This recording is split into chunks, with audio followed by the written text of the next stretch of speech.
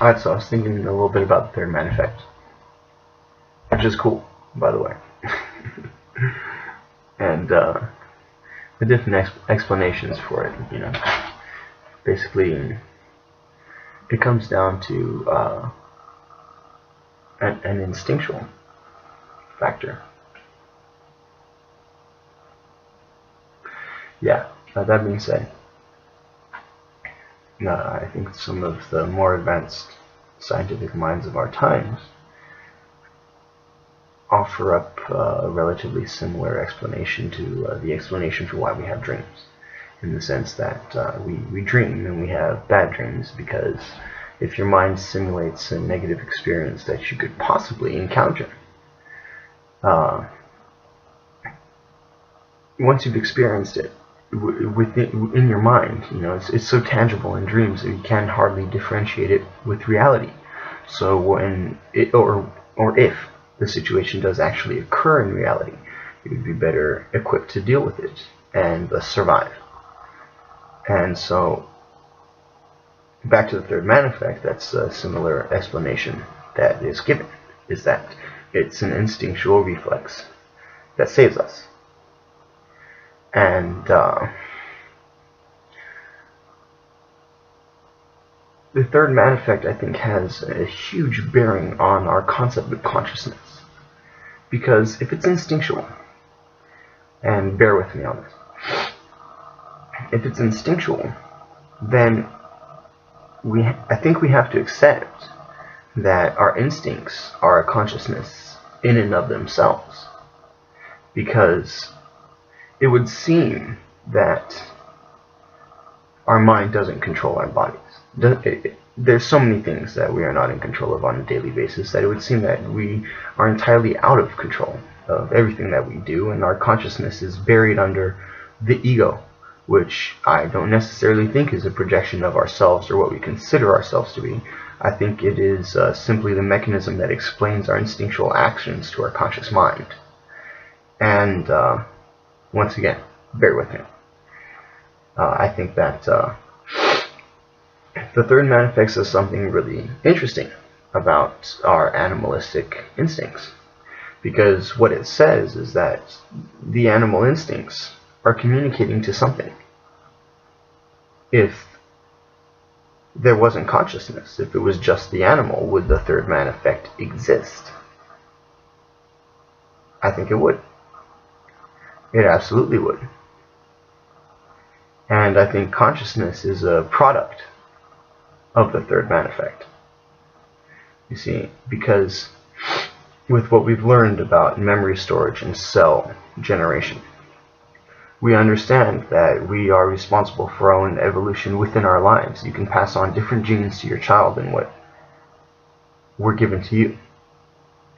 And your child, just like you, in my personal opinion, through stored memory in genetics, has access to any memory of anyone in their entire lineage that hasn't been destroyed by cell regeneration. And if you look at society, many people probably have some incredible people in their lineage whose cells have not been destroyed. And so we see little flares of intelligence here and there when those cells get to be used. They're not buried underneath the majority of everything else. Okay, I digress. I think, simply put, that the third man effect, if it was around before consciousness, it existed on the level of instinct as we know it, or as we call it, what I consider a higher consciousness than the relatively primitive cerebral neocortex consciousness. And if we say that it goes way on back, right, into our simian ancestors, this particular phenomenon, the third man effect, then I would hypothesize that within small groups, which is what they were, relatively secluded from other groups, relatively so. I think the progression of the cerebral neocortex happened with population. I may be very wrong on that. But with that as my basis, thinking that within these small groups, the certain stimuli that they received would have been more or less the same throughout the group, standardized, if you would. And so when one simian ancestor of ours experienced the third man effect, which may have been very, very often, considering the fact that our ancestors and humans, even as we know them, are weaker, softer, and slower than just about anything else out there. And so, faced with life and death experiences on nearly a daily basis, the third man effect would have been a prominent experience. And if we understand from what we know of memory storage, that the instinctual part of our body can only source certain things. It has a memory for what stimulated different chemicals in our body to react in a certain way, be it adrenaline, happiness, love, anger, whatever we consider as emotions. Our instinct understands it in stimuli and effect. And so the stimuli for anyone in those ancient groups would have been relatively similar, right? They would have had the same predators, the same places to run, the same people or entities or creatures protecting them in all the same cases. So like when you are near death and you see your dead father or whoever it may be coaxing you on and giving you the strength that you need, which is stored in your body but limited by your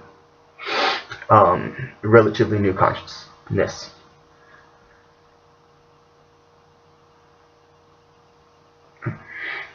Not to lose track. Within those groups, those stimuli would have been the same.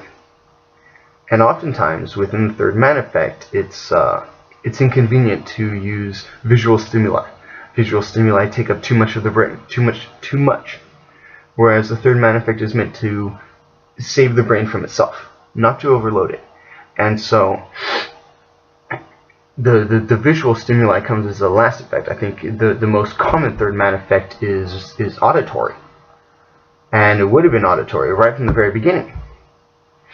And so what I think that explains is that, for one, because of the fact that all of those stimuli would have been the same within a certain group, and the fact that it was mostly auditory, and the fact that it's mostly auditory would, in my opinion, suggest that the third man effect could have been the